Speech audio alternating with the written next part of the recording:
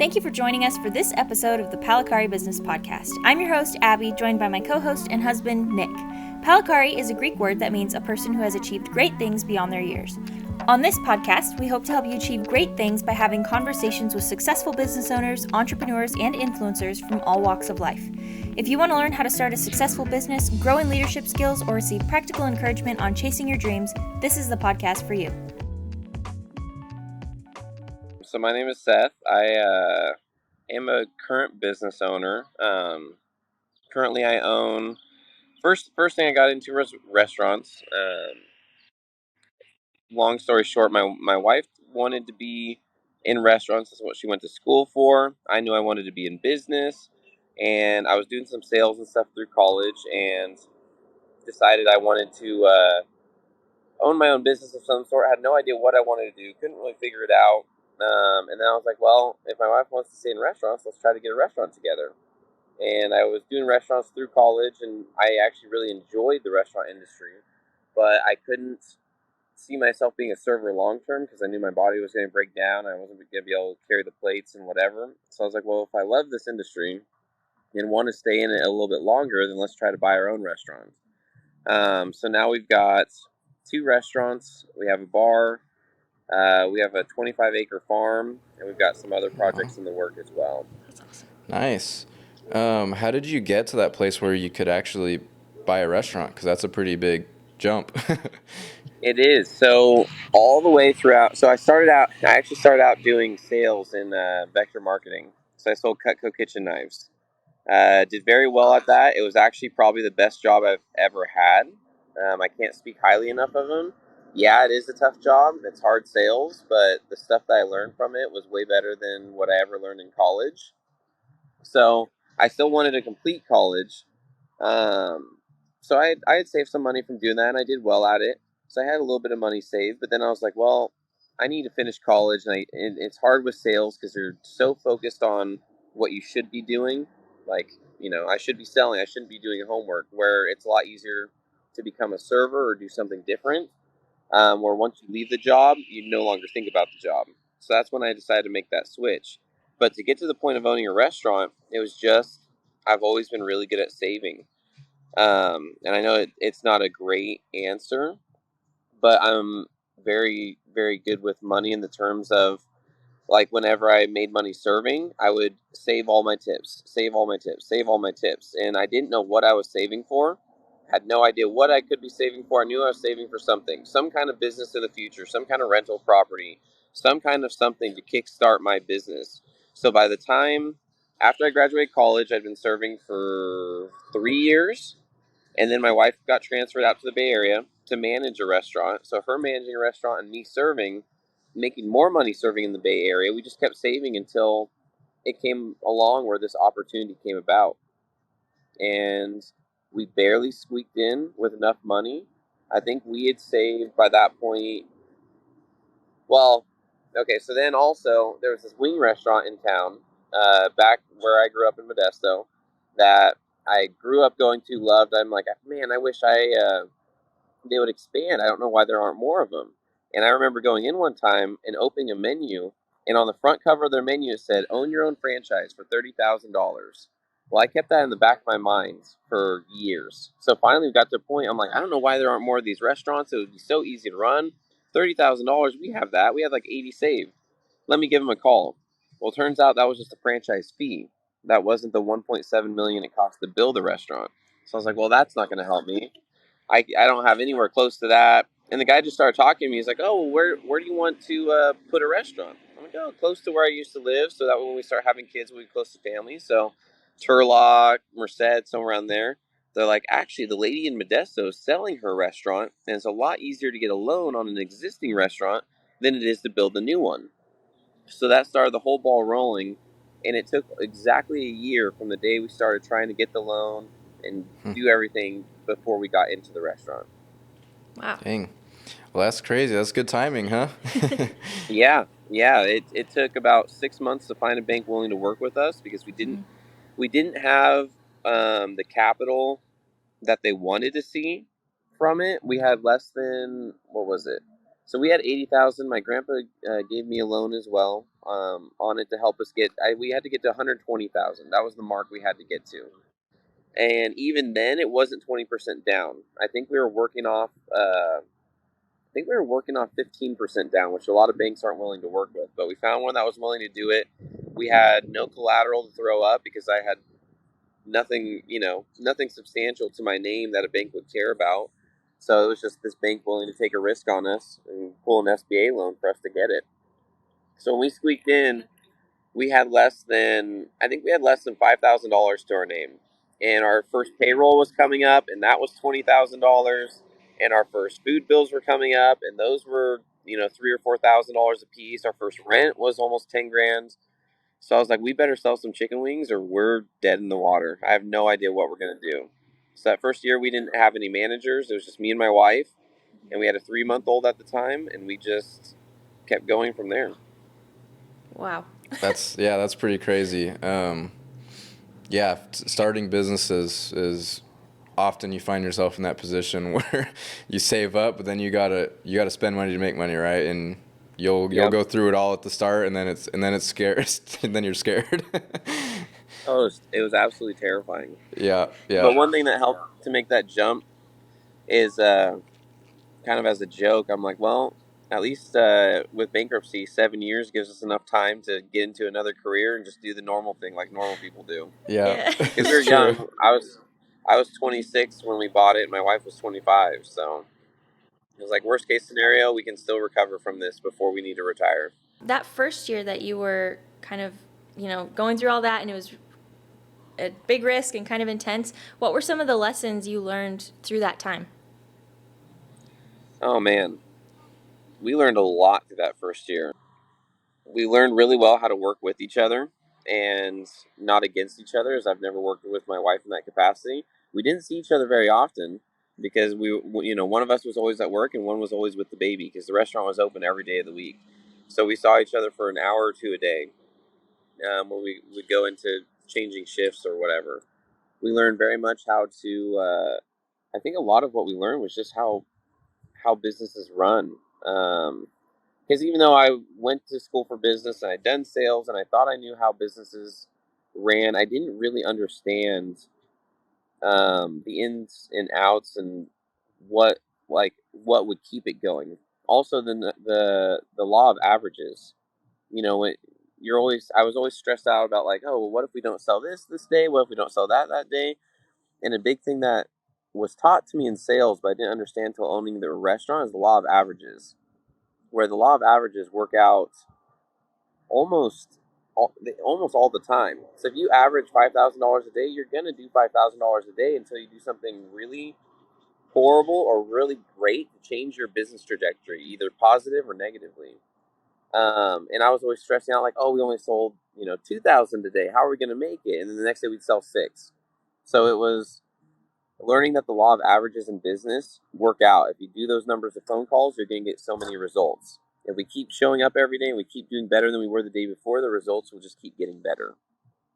And just to stop stressing out so much about the money coming in and more just focusing on the operations. Yeah. That's really good. That's really encouraging, actually, because I remember when we first started, we'd sell like a big project, because we do videography. We'd sell something for a lot of money, and then it's like, okay, that's great, but we don't have consistent jobs right now. So the next 2 months, it was like super slow, but then, like you said, it kind of averages out by the end. It's like, okay, so it's more like we're hitting our budget every single month, even though it all came in 1 month, and the next 2 were slow. So it's very true what you're saying, and yeah, it's encouraging for people to know that when you have a slow month, just just to keep focus, not be stressed out, because that's definitely something people can fall into pretty easily. Yeah, if you start focusing too much on the individual day or the individual hour or the individual minute, you start to lose focus of the big picture. And there was many days where, one funny story is on the third month, we would get our P&Ls every month. And it's like, oh, we made $3,000 this month. Wow, that's not very much, but at least we made money. On month number three or four, it was July, and we had lost $5,000. for the month of July. And we had like 3 payrolls that month. It was a really slow month and we were overstaffed. I mean, there's a lot of things, but just started falling apart. Like, oh my gosh, we've got 9.5 more years of this. I don't think we're going to make it. And just really losing it over that 1 month's loss of income. It's like we each collectively worked, 90 hours a week, 100 hours a week. How do we lose $5,000?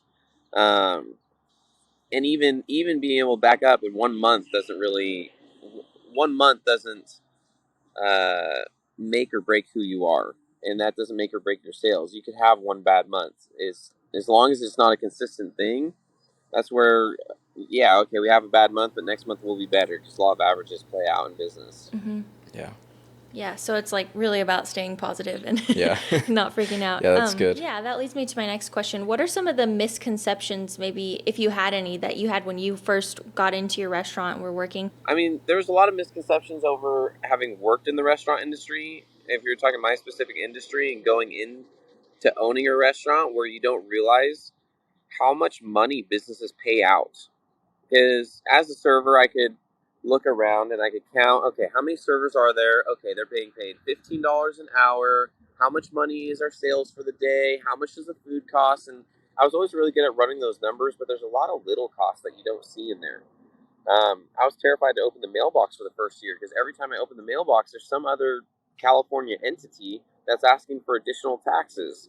Or there's another bill from someone you don't even know. Oh, sorry, you forgot to pay the such and such board. Oh, yeah, there's an additional tax in your town, which is 0.001% of your sales. Like, there's just so many little things that you don't realize that businesses pay for. That when you start doing the numbers, like, it seems like they're making a lot of money, and you start actually calculating everything else. It's like, oh, okay, I get it. And everyone that says like, oh, the rich don't pay taxes, well, businesses pay more taxes than anyone does. Maybe if you look at maybe one bucket, whether it's income tax or whatever, they may be saving on, but looking at the amount of taxes I paid for payroll, for this, for that, for everything else, like, businesses pay more in taxes than anyone does. Even if I don't pay income tax, I've paid more tax than anyone does, just because they get you coming and going and on every side of it. So that was kind of eye opening when everyone's like, oh, business owners make a ton of money, and they can make good money, but there's definitely the ones that struggle because you just get nickel and dime from every entity possible. Mm-hmm. Yeah, it's true. That's a tough lesson to learn. When you're starting out, not expecting, it just hits you upside the head with all these extra expenses. I swear, every month I open the mailbox, there's another bill.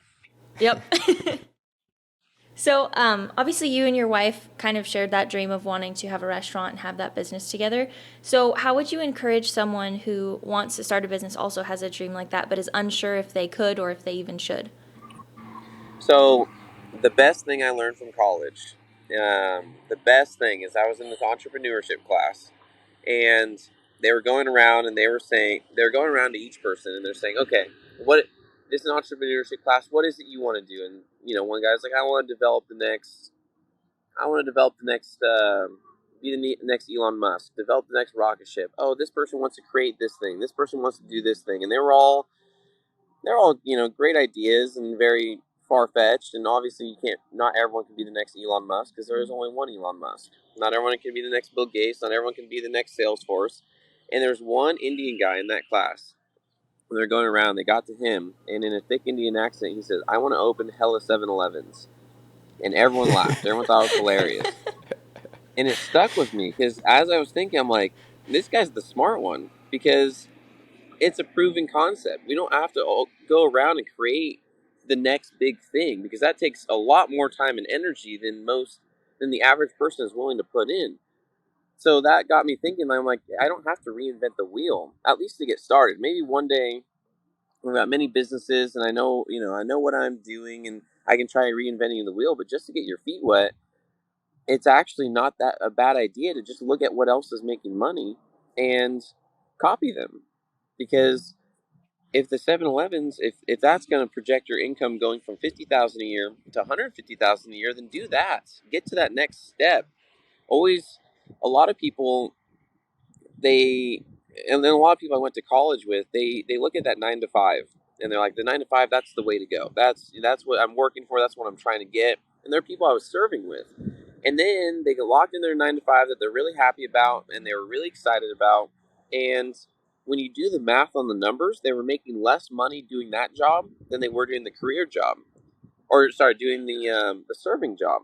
It's like a lot of people, they just don't do the numbers.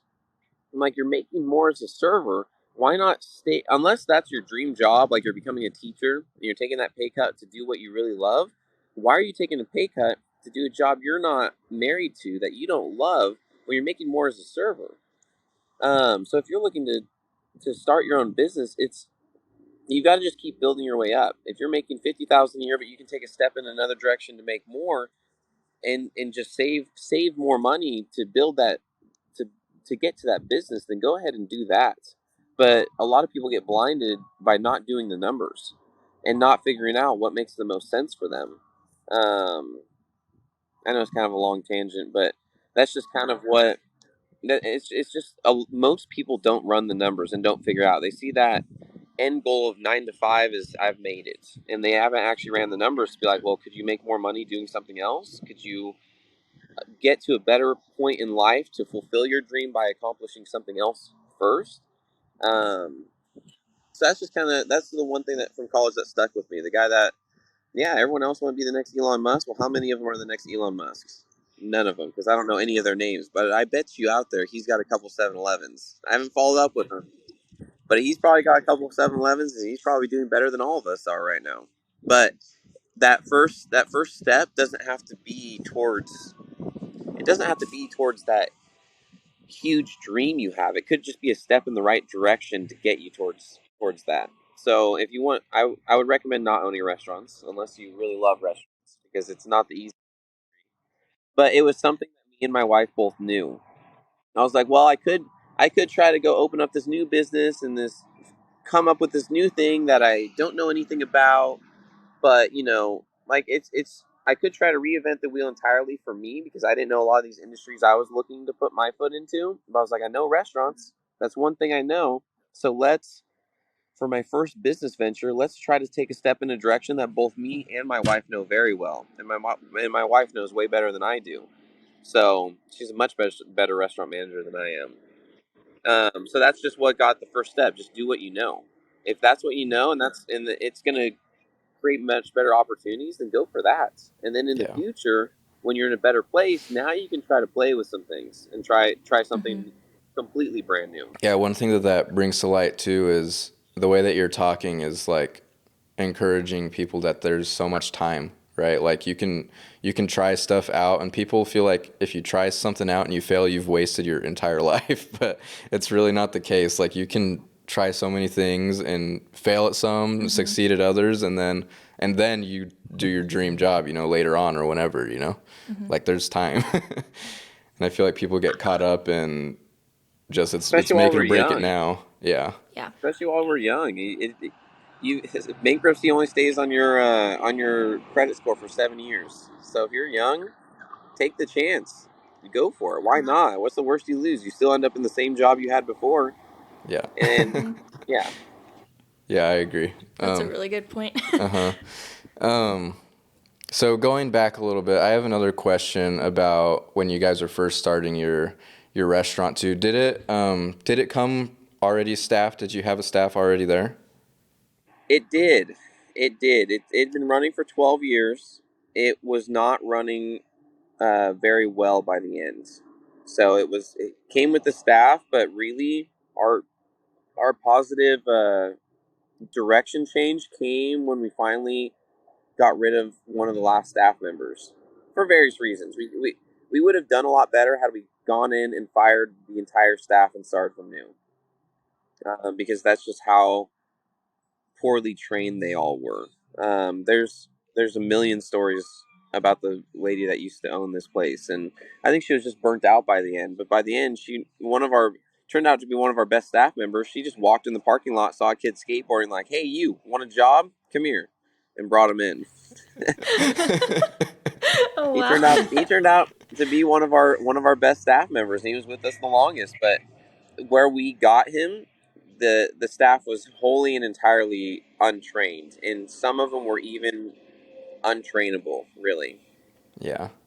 Um, so then how did you, when you started transitioning into hiring your own staff, how did that start? How do you prepare to even hire someone?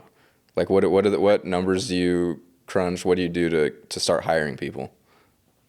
Um, well, it's a lot different from back then than where we are now. And it varies industry to industry, but in the restaurant industry, it's really dependent on volume to start off with. If you start getting to the point where every day is a struggle because you can't prep enough, you can't it seems like as the manager, you should be the extra man as the manager for a restaurant. You should be the one that's stepping in to help if the server's struggling. But if you're doing that every day, if you have to step in every day and you're helping the servers and taking tables or you're helping cook every day, then it's time to hire.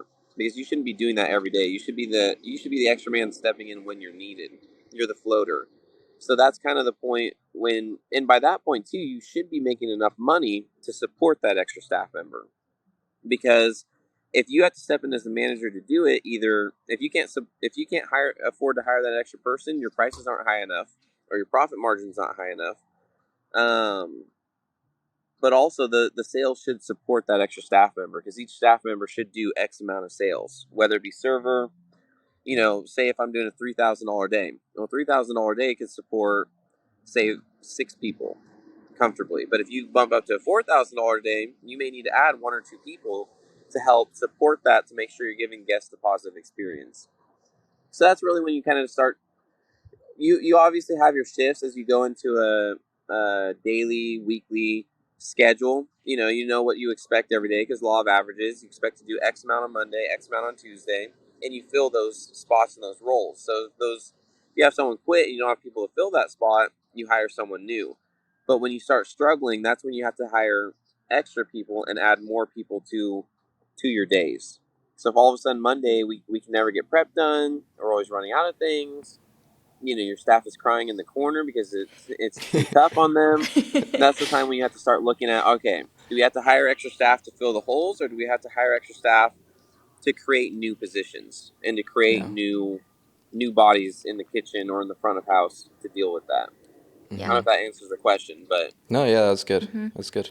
What sort of values or character do you look for in people you're hiring, or what standards do you hold for new hires? they need to be they need to be trainable, and they need to want to work, because you can't teach those two things. So there's one guy we hired. His name is Bobby, and it was his first job. He's still with us. Great guy. First job.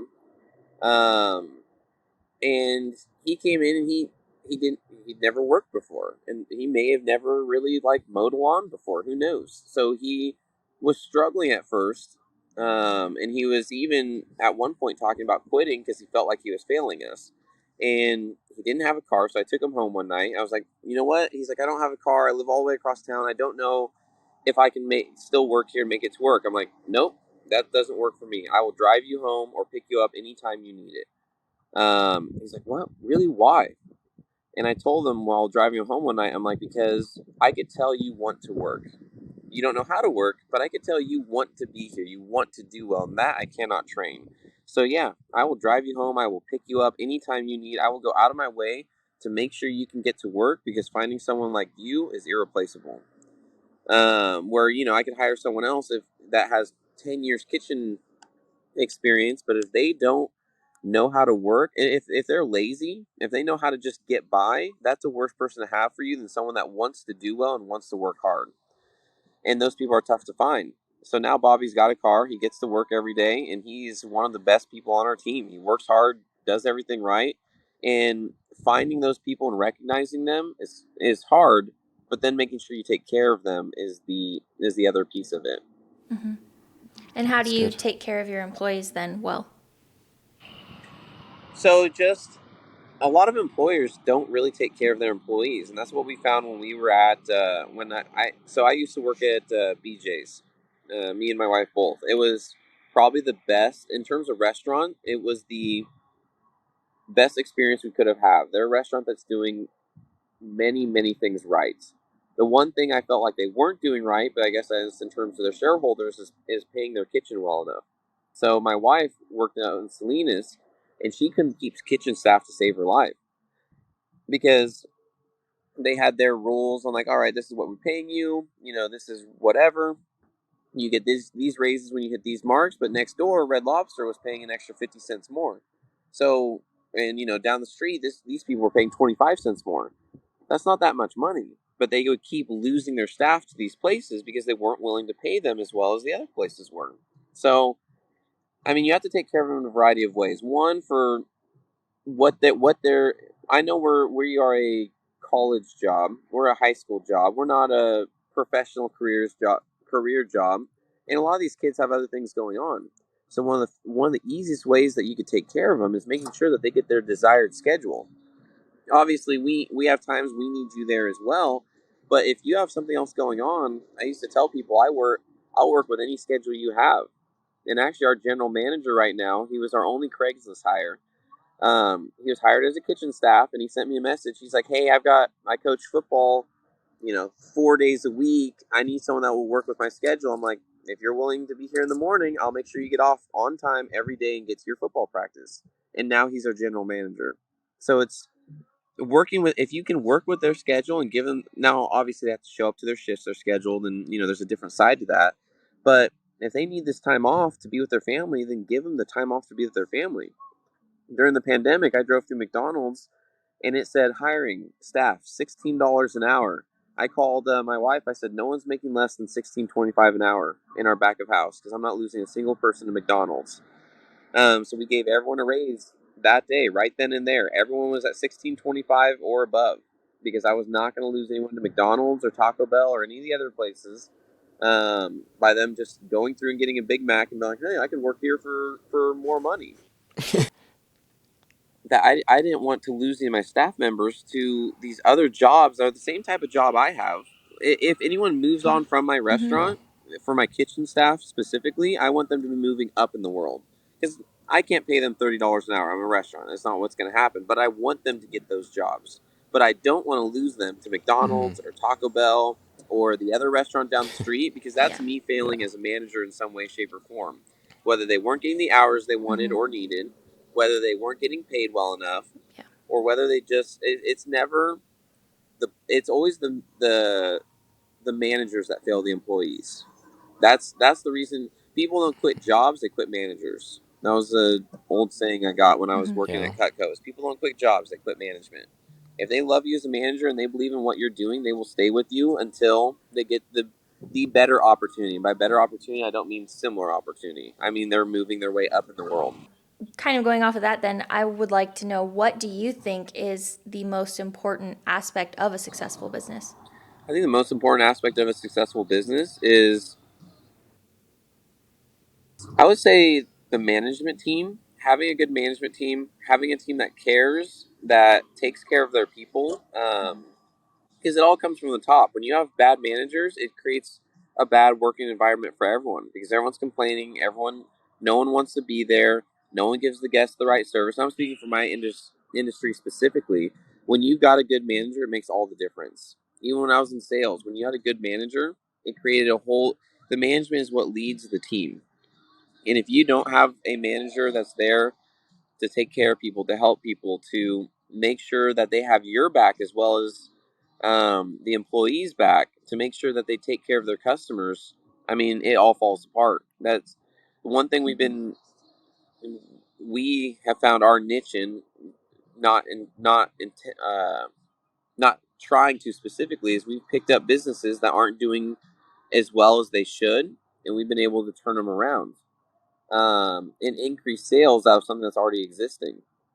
And a lot of it's due to just management change and encouraging people. And a lot of the customers that come in are like, even if I'm not there or my wife's not there, now we don't go in very often because we now have the management team that's running the restaurant. But people come in every day and they're like, "Whoa, does this place have new owners?" It just feels different. Everyone's happier. Everyone's just in a better mood. Things are going better. It's cleaner. There's this. There's that. It's all positive things that they could tell by the moment they walk in the door. and we've almost doubled the original sales of when we bought it. And we went from 1.4 to 2.7 over the last 3 years in sales, and a lot of that just doing the right things, taking care of people, and making sure that, and it being a very customer service driven place, you have to make sure the customers are happy just as well as your staff is, and that all comes down to management. Yeah. It's very relational. And a happy staff makes happy customers. So That's really good. yeah, I could, because I worked at Starbucks for like 3 years, but when I was saving up to start our own business, and I just remember that there was always like a group of coworkers that were always angry, and every time that coworkers were angry, everyone else was also angry. All the customers were angry because they were dealing with angry coworkers. So happiness is a very contagious thing, and it's just important to keep everyone, uplifted, like you're saying. I think that's awesome. And every once in a while, you get a server, and every time the customer asks about like, oh, this person wanted extra ranch, great, get it for them. Don't complain about it. Just get right. It's the little things like that. If you let them fester for too long, and you let that person keep complaining, then it brings everyone else's morale down. And it's wild what one bad person will do to the staff or to your entire staff's morale. Having that one negative person come in. It's true. Yeah. How do you handle, if you have a negative staff member like that, how do you handle that? Because I know obviously sometimes you just have to end up firing them, but what's your process to kind of handle them and lead up to that?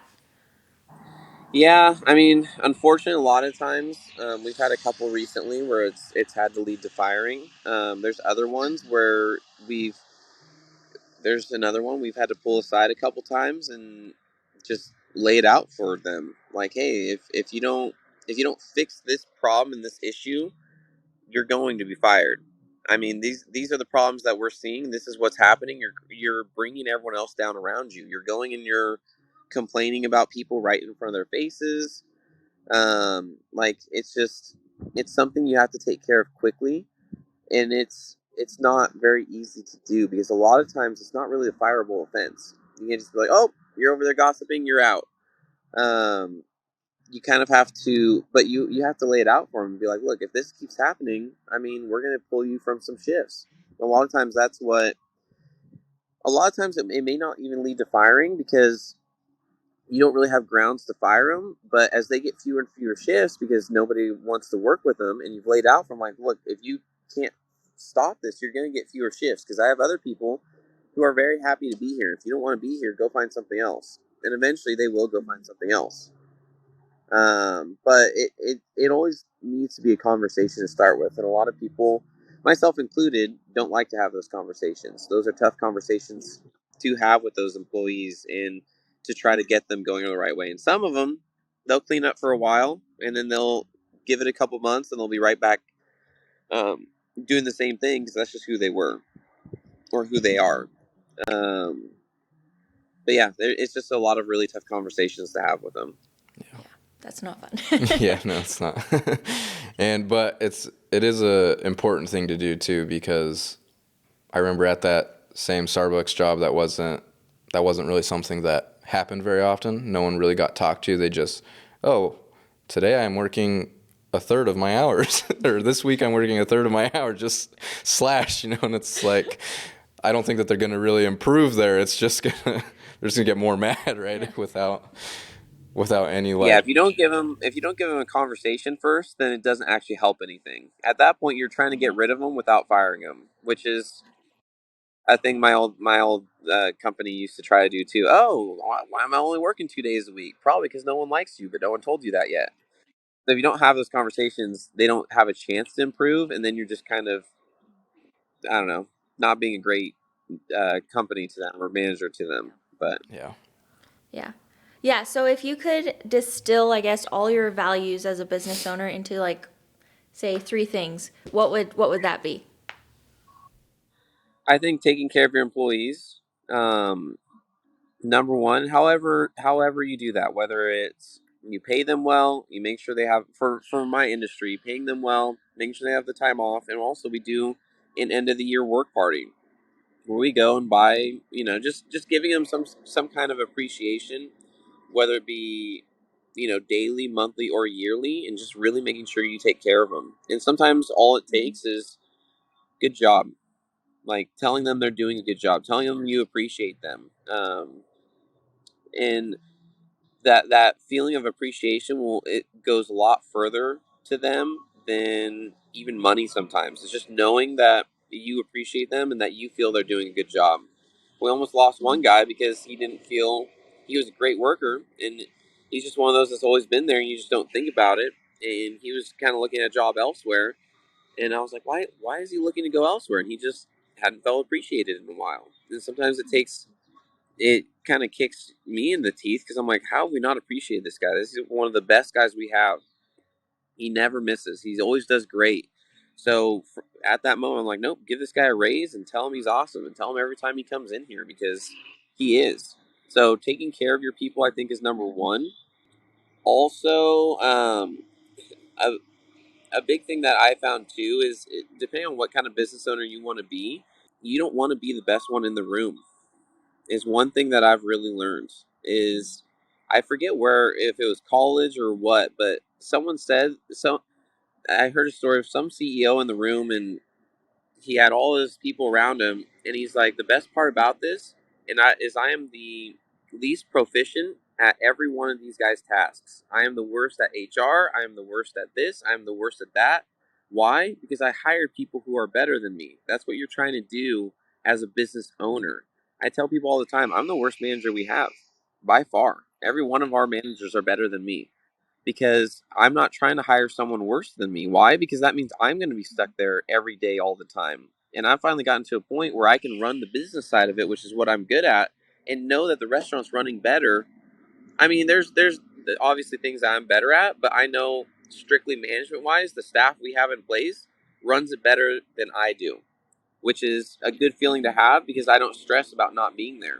Where it was flipped at one point, and the manager we had hired was not very good. This is a year and a half ago. Every time we would go on vacation or go out of town, we were stressed out. Oh, what's is he going to make people quit? Are things going to go wrong? And I think attempting to hire staff that's honestly better than you is the best way to go because once you're away from it, you're like, heck, it's probably going to run better now without me, and you don't stress about it as much.